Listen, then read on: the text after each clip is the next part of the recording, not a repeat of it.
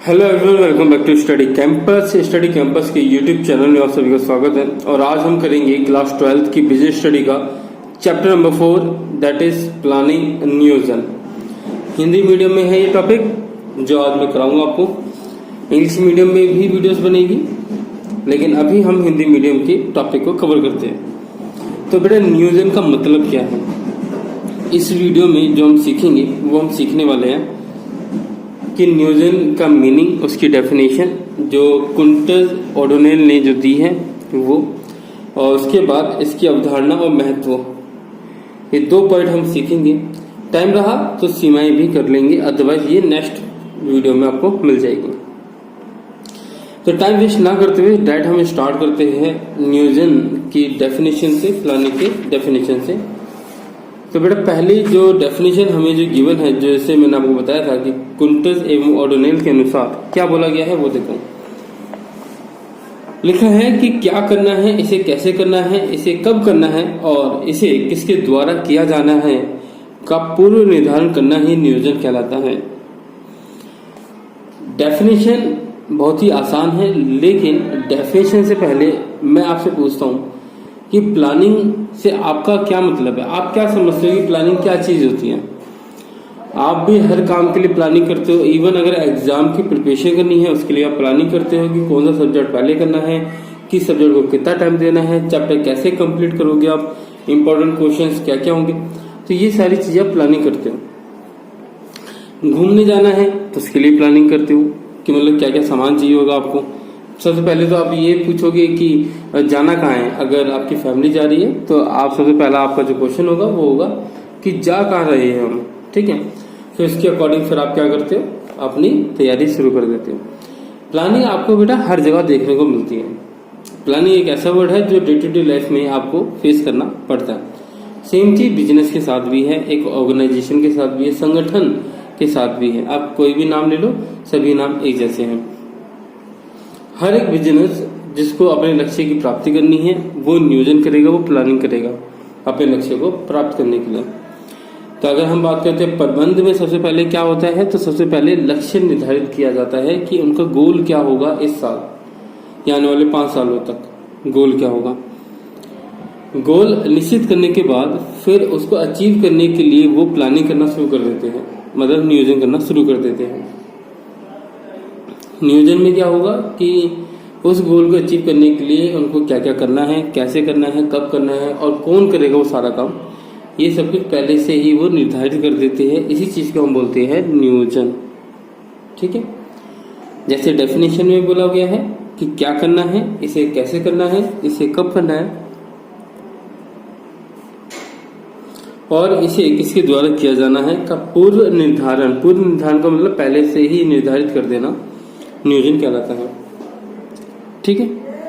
तो ये पॉइंट था बेटा आपके लिए, इसकी डेफिनेशन, और ये डेफिनेशन याद कर लेना और आपका काम बन जाएगा।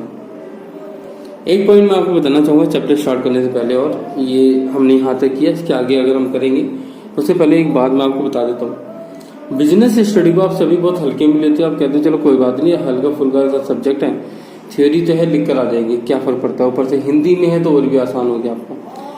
लेकिन मैं आपको एक चीज बताना चाहूंगा यहाँ पे कि जब आप परसेंटेज अपने चेक करते हो 12th में कॉलेज में एडमिशन के लिए, या किसी भी आप कोर्स में जाते हो, वहां पे अगर परसेंटेज अगर रिक्वायर्ड है तो बिजनेस एक ऐसा सब्जेक्ट है जो आपकी परसेंटेज को बूस्ट देता है। ये बात ध्यान रखना, परसेंटेज को इंक्रीज करने में बिजनेस स्टडी बहुत हेल्प करता है आपकी।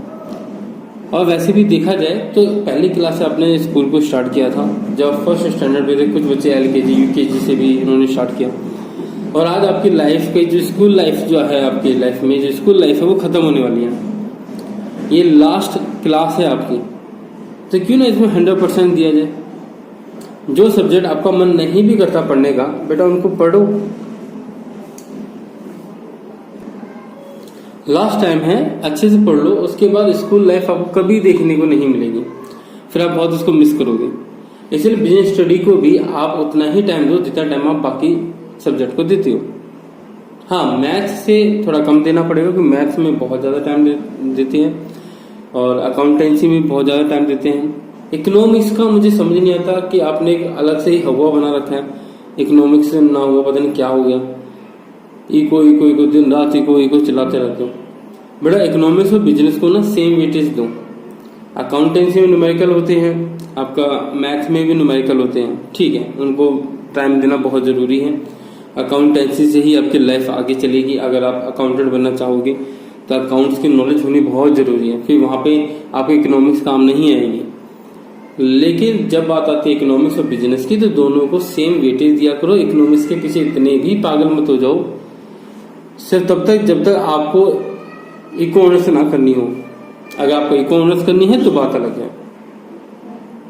अगर आपको इको ऑनर्स नहीं करनी तो बिजनेस स्टडी को और इकोनॉमिक्स को दोनों को सेम वेटेज दिया करो, सही टाइम टेबल बनाया करो इकोनॉमिक्स और बिजनेस का साथ साथ, किसी को भी हल्के में मत लिया करो, ठीक है। आगे हम बात करेंगे बेटा, जो हमने डेफिनेशन अभी पढ़ी, तो बेटा इससे कुंटर एवं ओडोनेल की ही डेफिनेशन आपको लिखनी है और कोई भी डेफिनेशन आपको नहीं लिखनी, ठीक है। और फालतू जो बॉक्सेस में अभी जो लिखा है वो नहीं पढ़ना, आपको सिर्फ वो डेफिनेशन पढ़नी है और वही लिखनी है, वही याद करके। अब बात करते हैं नियोजन की विशेषताएं क्या होती है। तो मैंने आपको पहले भी बताया हुआ है कि अगर आपको किसी भी टॉपिक की विशेषताएं चाहिए तो उसकी डेफिनेशन में गिवन होती हैं। तो यहाँ पर क्या गिवन है, सबसे पहला पॉइंट है नियोजन का ध्यान उद्देश्य प्राप्ति पर केंद्रित होता है। तो जैसे मैंने स्टार्टिंग में आपको बताया है कि प्रबंध में क्या होता है कि सबसे पहले आप लक्ष्य निर्धारित करते हो और फिर उस लक्ष्य को प्राप्त करने के लिए आप प्लानिंग करते हो। तो अल्टीमेटली बात तो वही हुई कि आपने लक्ष्य के लिए ही आपने प्लानिंग करी है। मैच अगर होता है क्रिकेट मैच, तो उनका मेन मोटिव, उनका जो लक्ष्य होता है क्या होता है, मैच को जीतना, और उसी के आसपास वो अपनी सारी स्ट्रेटेजी अपनाते हैं। तो प्लानिंग करते ही है सिर्फ मैच को जीतने के लिए। तो इसलिए लिखा है कि नियोजन का ध्यान सिर्फ ध्यान, फोकस कह सकते हो, उद्देश्य प्राप्ति पर केंद्रित होता है। आसान था, अब अच्छे से दिखाई दे रहा है। सेकंड पॉइंट बेटा, नियोजन प्रबंध का सर्वोपरि कार्य है। सर्वोपरि का मतलब होता है सबसे पहला काम है। तो बिल्कुल सही बात है, प्रबंध में सबसे पहले जो काम होता है वो नियोजन का होता है। देखो, जब तक आप प्लान नहीं करोगे, जब तक प्लानिंग नहीं करोगे, आप काम कैसे कर सकते हो। अगर आपको लेट्स सपोज अगर आपको पिकनिक पे जाना है, आपको घूमने जाना है, तो सबसे पहले आप एक दिन पहले या एक रात पहले आप पूरी प्लानिंग कर लोगे ना कि कब उठोगे, फिर तैयार कैसे कैसे होना है, नाश्ते में क्या करना है और क्या क्या सामान लेके जाना है, क्या नहीं लेकर जाना है, और फिर कैसे जाओगे, बस से जाओगे, कार से जाओगे, मेट्रो से जाओगे, कैसे ई रिक्शा से जाओगे, कैसे जाओगे, है ना। तो ये सारी चीजें आपकी प्लानिंग में होती हैं। इसलिए बोला गया है कि नियोजन प्रबंध का सर्वोपरि कार्य, मतलब सबसे पहला कार्य प्लानिंग ही होता है प्रबंध का। नेक्स्ट पॉइंट लिखा है नियोजन, नेक्स्ट पॉइंट लिखा है बेटा, नियोजन सर्वव्यापक है। सर्वव्यापक से मेरा मतलब होता है कि नियोजन हर जगह आपको देखने को मिलेगा। एक संगठन के सभी स्तरों में आपको देखने को मिलेगा, जैसे उच्च स्तर हो गया, निम्न स्तर हो गया, मध्य स्तर हो गया, वहां पे भी आपको देखने को मिलेगा। प्लस वो बिजनेस जो प्रॉफिट के लिए काम करते हैं, पैसे कमाने के लिए काम करते हैं, वहां पे भी आपको नियोजन देखने को मिलेगा। ऐसे संगठन जो प्रॉफिट के लिए काम नहीं करते, जो इनकम के लिए काम नहीं करते, तो वहां पर भी आपको नियोजन देखने को मिलेगा, में प्लानिंग देखने को मिलेगी। आप अपना स्कूल देखो, अभी गवर्नमेंट स्कूल है, गवर्नमेंट स्कूल कभी भी प्रॉफिट अर्न करने के लिए नहीं खोले गए हैं, वो खोले गए हैं समाज सेवा के लिए, पब्लिक के लिए, कि उनके बच्चों को कम पैसों में, मैं तो कहता हूँ फ्री में, एक तरह से वो फ्री है, फ्री में पढ़ाने के लिए। क्योंकि वहाँ पे आपसे जो भी फीस ली जाती है 3 महीने की, 2 महीने की, 1 महीने की, जो भी है, तो उससे ज़्यादा तो आपको पैसा मिल जाता है अगर आप ध्यान दोगे तो, है ना। ड्रेस के नाम पर वो पैसा आपको मिल जाता है, बुक्स के नाम पर वो पैसा आपको मिल जाता है। तो देखा जाए तो एक तरह से फ्री है टोटली। तो ऐसे में कोई भी संगठन देख लो, कोई भी स्तर देख लो, हर जगह प्लानिंग की जरूरत होती है। इवन आप अपने घर में देखो तो वहाँ पे भी प्लानिंग चाहिए। अगर प्लानिंग नहीं होगी तो काम नहीं हो पाएगा, लक्ष्य आप पूरा नहीं कर पाओगे, आप उसकी प्राप्ति नहीं कर पाओगे। एग्जाम्पल आप कोई भी ले सकते हो, जैसे अगर आपके घर में, अगर जैसे आपको गांव जाना है या नानी के यहाँ जाना है या दादी के यहाँ जाना है, तो उससे भी पहले, जाने से पहले आप प्लानिंग कर लेते हो, आपके पापा प्लानिंग कर लेते हैं कि क्या क्या सामान लेके जाना है, राइट। तो ये सारी चीजें बेटा प्लानिंग होती है, जहाँ पर बोला गया है कि नियोजन सर्वव्यापक है, वो प्रबंध के हर एक स्तर पे विद्यमान है, प्लस हर एक ऐसे संगठन में जो प्रॉफिट के लिए काम करते हैं वहां पर भी, और जो प्रॉफिट के लिए काम नहीं करते वहां पर भी, इवन फैमिलीज में भी आपको नियोजन देखने को मिलेगा। नेक्स्ट पॉइंट लिखा हुआ है नियोजन सतत प्रक्रिया है। इन्होंने प्रक्रिया नहीं लिखी, मैंने लिख दी। आपको भी लिखना है कि planning is continuous process. Process का मतलब होता है प्रक्रिया, और क्रिया में डिफरेंशिएट करना सीखो। क्रिया वो चीज होती है जो एक बार हो जाए देन फिनिश, फिर आपको दोबारा नहीं करनी। प्रक्रिया वो चीज होती है जो बार बार हो, जो कंटिन्यूअस तरीके से हो, बार बार। एक बार खत्म हुआ दोबारा करो, दोबारा खत्म हुआ तीसरी बार करो, ऐसे। तो लिखा है नियोजन एक सतत प्रक्रिया है। सतत प्रक्रिया मतलब कॉन्टिन्यूअस प्रोसेस है, लगातार आपको उसको करते रहना है। क्यों करते रहना है? आपने एक गोल सेट किया, वो आपने अचीव किया, फिर आपने दूसरा गोल सेट किया। क्या कभी ऐसा होगा कि आप एक गोल सेट करोगे, देन उसके बाद उसको अचीव करने के बाद आप आराम से बैठ जाओगे, आप दूसरा कोई गोल ही नहीं रखोगे? गोल रखोगे, राइट? पहली क्लास में 6 नंबर लेकर आए थे आप, वेरी गुड। अब आपका गोल होगा सेकंड क्लास में। 11th क्लास में 6 मार्क्स लेकर आए, वेरी गुड। अब आपका गोल होगा 12th क्लास में। अगर आपके 11th क्लास में 6 मार्क्स नहीं भी आए, तब भी आपका गोल होगा कि 11th क्लास में मैंने जो भी गलतियां की थी वो अब ना करके मैं 12th क्लास में बहुत अच्छे मार्क्स लेकर आऊंगा या लेकर आऊंगी, राइट? तो इसे हम कहते हैं नियोजन एक सतत प्रक्रिया है, कॉन्टिन्यूअस है, ये कभी रुकती नहीं है। एक गोल अचीव हुआ तो दूसरे गोल के लिए आप प्लानिंग करोगे, दूसरा अचीव हुआ तो तीसरे गोल के लिए आप प्लानिंग करोगे, और ये आपका जो गोल है वो चलता रहेगा। और गोल के साथ साथ क्योंकि आपके लक्ष्य बार बार चेंज होते जा रहे हैं तो आपकी प्लानिंग भी उसके अकॉर्डिंग चेंज होती चली जाएगी। क्लियर? ओके। नेक्स्ट पॉइंट हमारा नियोजन भविष्यवादी है। नियोजन भविष्यवादी फ्यूचरिस्टिक इसलिए भी है क्योंकि अभी मैं अगर एग्जांपल दोबारा से आपसे मैं बोलूं पिकनिक वाला एग्जांपल, तो पिकनिक आपको जाना है कल और आप अभी से उसके बारे में सोच रहे हो कि क्या क्या करना है, तो वही सी बात है, फ्यूचर के लिए ही प्लानिंग करते हो, राइट? पास्ट में जो हो गया उसके लिए तो प्लानिंग नहीं करते। अगर आपने कहा कि कल मुझे कल मुझे अगर मुझे पास जाना है, तो वो भविष्य में आ गया ना वो सब कुछ। मैं इस साल, आप एक कंपनी के प्रबंधक हो, एक मैनेजर हो, और आपने ये डिसाइड किया है कि इस साल हम ज्यादा प्रॉफिट अर्न करेंगे, ज्यादा सेल करेंगे, तो आपने फ्यूचर की बात कर ली ना। तो जो प्लानिंग होती है, जो नियोजन होता है, वो हमेशा भविष्य के लिए होता है, इसलिए हम इसको बोलते हैं भविष्यवादी। नेक्स्ट पॉइंट है नियोजन में निर्णय लेना सम्मिलित है। अब नियोजन में निर्णय लेना सम्मिलित कैसे है? तो डिसीजन लेना है प्लानिंग के अंदर। प्लानिंग और कुछ नहीं है, सिर्फ और सिर्फ जितने भी अल्टरनेट है उस काम को अचीव करने के लिए वो सारे अल्टरनेट की खोज करना, फिर उसमें से सबसे जो बेस्ट है उसको सिलेक्ट कर लेना। तो जब आप सिलेक्ट करते हो तो इसका मतलब आप निर्णय ले रहे हो, आप डिसीजन ले रहे हो कि इस 4 अल्टरनेट में से एक अल्टरनेट सबसे बेस्ट है। तो आपने क्या किया? आपने निर्णय लिया, आपने उस काम को आपने अपनी तरफ से 100% आपने अनुमति दे दी कि हाँ ये काम बिल्कुल परफेक्ट है, इसको हम करेंगे अपने लक्ष्य की प्राप्ति के लिए। तो यहाँ पर जब आपने ये बोला तो इसका मतलब आपने निर्णय लिया है। तो डिसीजन मेकिंग नियोजन में सम्मिलित होती है। लिखा क्या है वो एक बार पढ़ लेते हैं। नियोजन की जरूरत उस समय पड़ती है जब किसी क्रिया को करने के लिए अनेक विकल्प उपलब्ध होते हैं। नियोजनकर्ता विभिन्न विकल्पों में से सर्वाधिक उपयुक्त विकल्प का चयन करता है, जैसे मैंने आपको पहले समझाया था। अतः कहा जा सकता है कि नियोजन सर्वोत्तम को चुनने और अनुपयुक्त को अस्वीकार करने की प्रक्रिया है। इसलिए कहा जाता है कि नियोजन में निर्णय सम्मिलित होता है। अच्छा, एक बात और मैं आपको बता देता हूँ, अगर क्वेश्चन ये आता है कि नियोजन एक नेगेटिव नकारात्मक प्रक्रिया है तो वो भी कुछ गलत नहीं होगा, क्योंकि नियोजन के अंदर भी क्योंकि हमारे पास जो अल्टरनेट होते हैं वो होते हैं ज्यादा। किसी भी लक्ष्य की प्राप्ति के लिए आपके पास जो अल्टरनेट होते हैं वो होते हैं ज्यादा, और उसमें से आप सिर्फ एक को चुनते हो। तो आपने एक से ज्यादा आपने नेगेटिव कर दिया, मतलब उनको मना कर दिया, और सिर्फ एक को आपने हाँ कर दी, मतलब पॉजिटिव कर दिया। तो मैक्सिमम चीजों को आपने मना किया है, तो इसके लिए हम इसको बोल सकते हैं कि नियोजन प्रक्रिया एक नेगेटिव है, एक नकारात्मक प्रक्रिया भी है, क्योंकि एक से ज्यादा चीजों को तो आप मना ही कर देते हो कि भैया ये तो हमें चाहिए नहीं, ये तो बकवास है। लास्ट जो लिखा है वो लिखा है नियोजन एक मानसिक अभ्यास है। तो मानसिक का मतलब हो गया आपका मेंटल, और दिमागी तौर पे आप अगर देखोगे तो प्लानिंग सिर्फ और कुछ नहीं है, आपके दिमाग का खेल है। आप अपने दिमाग में ही प्लानिंग करते हो। ऐसा कभी नहीं है कि आपने कंप्यूटर ओपन किया और कंप्यूटर पे आपने देखा तो वहां पे लिखा आ गया कि प्लानिंग और ये सारी चीजें। कंप्यूटर पे कभी लिखा नहीं आता, आप अपने दिमाग से ही सोचते हो और नहीं कभी आपकी आंखों के सामने ऐसे वो जैसे आयरन के वो उसमें आता है मास्क में जो आ जाता है ना, इतनी सारी चीजें आ जाती है, टेम्परेचर क्या क्या आ जाता है। ये सिर्फ आपके दिमाग का खेल है। आप अपने दिमाग से सोचते हो कि अगर मैं ये करूंगा तो ये होगा, ये करूंगा तो ये होगा, तो इससे अच्छा मैं ये वाला काम कर लेता हूँ, ये मेरे लिए बेस्ट है।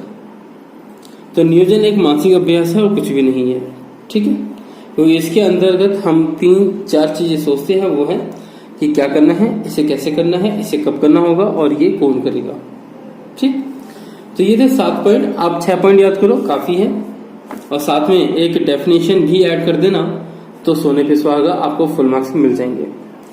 नियोजन के महत्व की बात करें बेटा, तो नियोजन का महत्व क्या है। अच्छा 1 मिनट में आपको एक चीज समझा देता हूँ पहले तो, कि भाई नियोजन का जो चैप्टर है बच्चे वो कितने मार्क्स का है वो मैं आपको एक बार दिखा देता हूँ। ये तो आप कहोगे सर ने बताया भी नहीं, पता नहीं क्या कर दिया। तो बेटा अगर आप देखोगे तो स्टार्टिंग की जो 3 चैप्टर है आपका, मतलब नेचर, प्रिंसिपल, बिजनेस, एनवायरमेंट, ये 16 नंबर के हैं, और प्लानिंग और ऑर्गेनाइजिंग ये दोनों चैप्टर मिला के 14 नंबर के हैं। तो अगर हाफ भी करें तो 7 नंबर का तो है कम से कम, और अगर उससे भी कम करो तो 6 नंबर का तो कंफर्म है ही है। तो बेटा प्लानिंग का चैप्टर आपका कम से कम 6 नंबर का तो है ही है, तो इसलिए बेटा इसको बहुत सीरियसली पढ़ लेना। अलग से एक क्वेश्चन आएगा बेटा 4 नंबर 6 नंबर किसी भी तरीके से, या तो 1 नंबर के 2 क्वेश्चन, एक 4 नंबर क्वेश्चन, 3 नंबर के 2 क्वेश्चन, या एक सीधा 6 नंबर का क्वेश्चन आपका आ जाएगा। बात करेंगे महत्व की, तो महत्व इसका बहुत इंपॉर्टेंट है बेटा। आप विशेषताओं को मना नहीं कर सकते, क्योंकि देखो टॉपिक जितने भी दे रखे सभी इंपॉर्टेंट है। इंपॉर्टेंट इसलिए भी है क्योंकि सीबीएसई बोर्ड मालिक है, वो चाहे तो कुछ भी दे दे, आप उसमें उंगली नहीं उठा सकते, क्योंकि उन्होंने तो सिलेबस आपको दे दिया, उन्होंने तो बोल दिया कि भैया इतने टॉपिक है आपको पढ़ने हैं। अब वो हम अपने एक्सपीरियंस से बोल देते हैं कि भैया ये वाला टॉपिक बहुत सालों से नहीं आ रहा, तो इसका मतलब ये इंपॉर्टेंट नहीं होगा। ये वाला टॉपिक बड़ा पूछा जा रहा है, इसका मतलब ये इंपॉर्टेंट है। लेकिन फिर भी यहाँ पर 1%, अगर आपको अच्छा स्कोर करना है तो बेटा आपको सब पढ़ना होगा। अगर आप लक के ऊपर चल रहे हो तो आपसे इंपॉर्टेंट चीजें करो। और फिर जयराम जी की बात करते हैं नियोजन का महत्व। तो पहला पॉइंट क्या है, नियोजन दिशा प्रदान करता है। हम प्लानिंग करते क्यों हैं। अगर मैं आपसे कहूं कि भाई आप मुझे बताओ कि अगर आपको कहीं घूमने जाना है तो एक दिन पहले आप नियोजन करते क्यों, आप प्लानिंग क्यों करते हो। आप प्लानिंग इसलिए करते हो ताकि कल कोई कंफ्यूजन ना हो, काम टाइम पे पूरा हो जाए, कोई प्रॉब्लम ना हो, इवन टाइम की वेस्टेज भी ना हो, राइट। तो इतने सारे पॉइंट तो आपने खुद ही बता दिए कि प्लानिंग करने से मुझे ये बेनिफिट होते हैं। तो बेटा जो बेनिफिट आपको होते हैं वही बेनिफिट बिजनेस को होते हैं, बिजनेस को कोई अलग से बेनिफिट थोड़ी होते हैं। तो पहला पॉइंट क्या है, नियोजन दिशा प्रदान करता है। नियोजन क्या है, एक डायरेक्शन देता है कि आपको करना क्या है, क्योंकि पहले ही आपने एक दिन पहले, एक साल पहले आपने पहले से ही डिसाइड कर लिया है कि हमें इस गोल को अचीव करने के लिए हमें क्या क्या करना है। तो जब आपने पहले ही डिसाइड कर लिया कि क्या करना है, कब करना है, किसके द्वारा करना है, कैसे करना है, तो ऐसे में दूसरा सवाल पैदा होने का मतलब बनता ही नहीं है। वो आपको डायरेक्शन दे दिया कि कोई भी पर्सन अगर आता है आपके बिजनेस में काम करने, तो आपने पहले से डिसाइड किया हुआ है प्लानिंग के अंदर कि ये अगर चार्टर्ड अकाउंटेंट है तो ये काम करेगा। क्लियर। नेक्स्ट पॉइंट क्या है, नियोजन अनिश्चितता के जोखिम को कम करता है। अनिश्चितता का जोखिम, अनिश्चितता का मतलब क्या हो गया आपका, जैसे मैंने बताया कि फ्यूचर में आप काम करते हैं। नियोजन क्या है, नियोजन है कि कल जो होने वाला है उसके बारे में पहले से ही सोच लेना, वो नियोजन कहलाता है। अब आप कल की बात कर रहे हो, आने वाले कल की, तो आने वाला कल जो है वो है भविष्य में, और उसको आप प्रिडिक्ट नहीं कर सकते, उसका आप अनुमान नहीं लगा सकते। अनुमान का मतलब परफेक्ट अनुमान नहीं लगा सकते कि हाँ भैया निश्चित तौर पे यही होगा, ऐसा तो नहीं कह सकते। हाँ, आप आने वाली लॉसेस को कम कर सकते हो, जोखिम को कम कर सकते हो।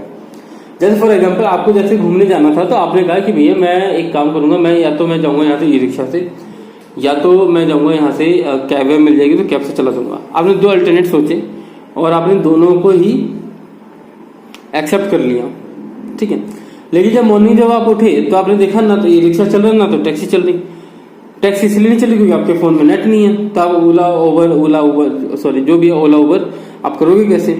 और ई रिक्शा वाले आपके आसपास भी कहीं नहीं है, मान लो वहां पे पुलिस वालों ने नहीं लगने दिया, मान के चलो, तो आपकी पूरी प्लानिंग खराब हो गई, राइट। तो लेकिन आपने पहले तीसरा अल्टरनेट और सोच रखा था कि अगर ये सब कुछ हुआ तो मैं अपने भाई को लेकर चला जाऊंगा बाइक पे और बोलूंगा भाई मेट्रो तक छोड़ के आ जाओ मुझे। तो इससे क्या हुआ, फ्यूचर में होने वाले जो भी रिस्क है उनसे आपको बचाता है या उन रिस्क को थोड़ा कम कर देता है। बस एक संगठन पहले से सोच के बैठता है कि अगर मुझे ये प्रॉब्लम फेस करने को मिलेगी तो मैं ऐसे ऐसे काम करूंगा। तो अगर उसकी 2 प्लानिंग फेल हो जाती, तीसरी प्लानिंग फेल हो जाती, चौथी तो कम से कम काम करेगी। तो फ्यूचर में होने वाले जो भी जोखिम है उसको कम करने की पूरी कोशिश करता है हमारा नियोजन। नेक्स्ट पॉइंट है नियोजन आवश्यक क्रियाओं के छूटने व अपव्यय क्रियाओं के होने को कम करता है। देखो नियोजन, क्योंकि आप पहले से ही ठंडे दिमाग से बैठकर आपने सारी चीजें डिसाइड की है, सारे काम डिसाइड किए हैं, उन कामों को कौन करेगा कब करेगा ये भी आपने बहुत ठंडे दिमाग से सोचा हुआ है। तो ऐसे में आवश्यक कोई भी काम है उसके छूटने की जो चांसेस है वो बहुत ही कम होंगे। और इवन जो एक्स्ट्रा जो आप काम कर जाते हो जो कि किसी मतलब का भी नहीं होता और उस काम को करने की जिसको हम बोलते हैं अपव्ययी काम, अपव्ययी कार्य, अपव्ययी क्रियाएं, अच्छा अपव्ययी क्रियाएं, जो वेस्टफुल आप एक्टिविटी करते हो उसकी करने के चांसेस कम रह जाते हैं।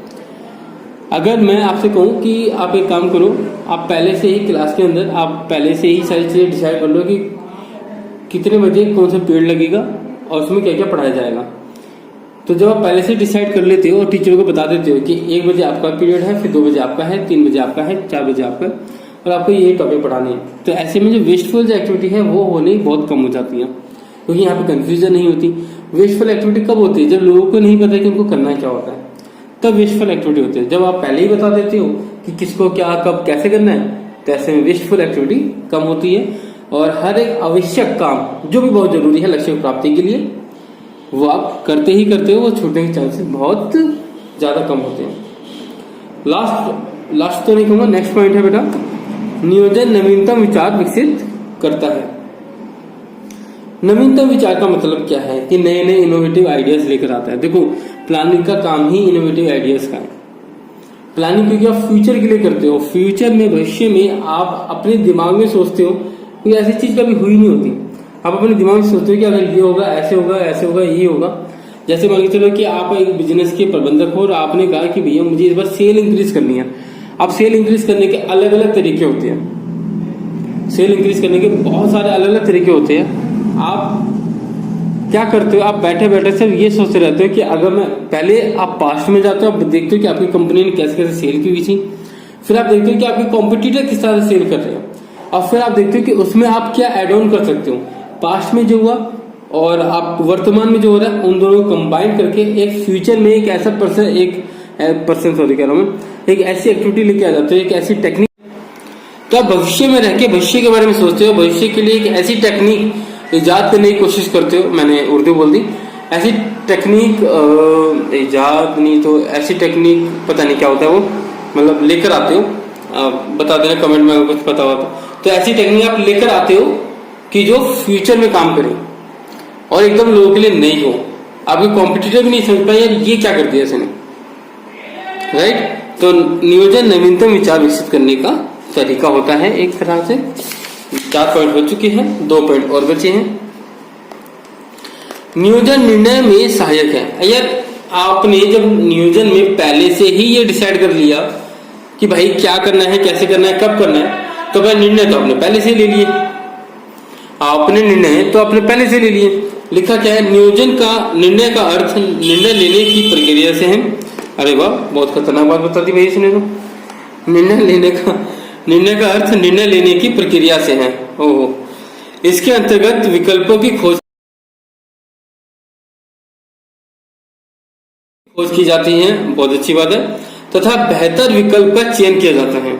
ठीक है, तो निर्णय लेने में सहायक है, इसका मतलब उन्होंने ये समझाया है कि इसके अंतर्गत विकल्पों की खोज की जाती है। मतलब जितने भी अल्टरनेट है लक्ष्य की प्राप्ति के लिए, उन सभी अल्टरनेट को आप पता करते हो, फिर उसमें से जो सबसे बेहतर होता है उस विकल्प को आप चूज कर लेते हो, आप उसका चयन कर लेते हो।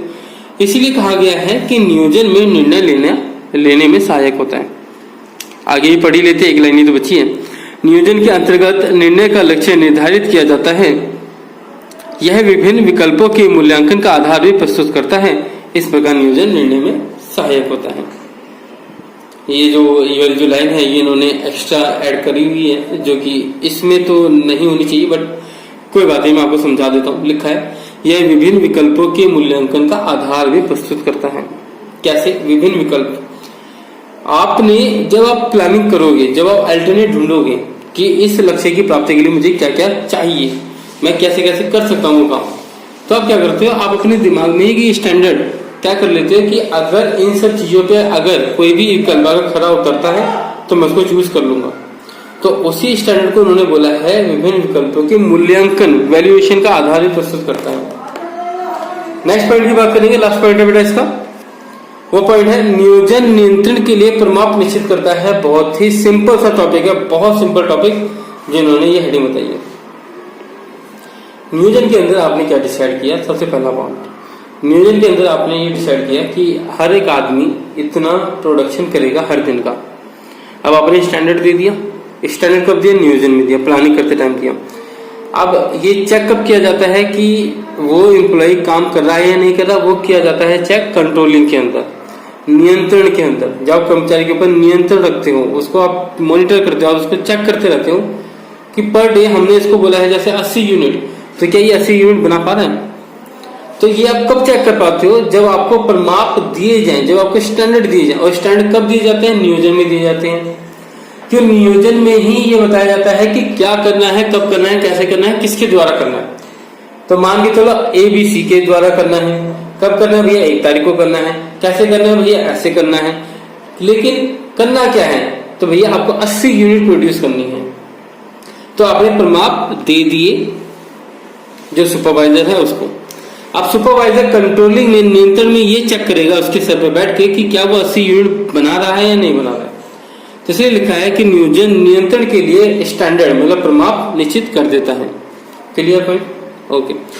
तो आज के इस वीडियो में बेटा इतना ही था। आई होप आपको मजा आया होगा याद करने में, पढ़ने में। इसमें ये याद कैसे करते हैं बेटा, ये भी मैं आपको बातें बताऊंगा। एक शॉर्टकट होता है, ये मैं आपको बता दूंगा।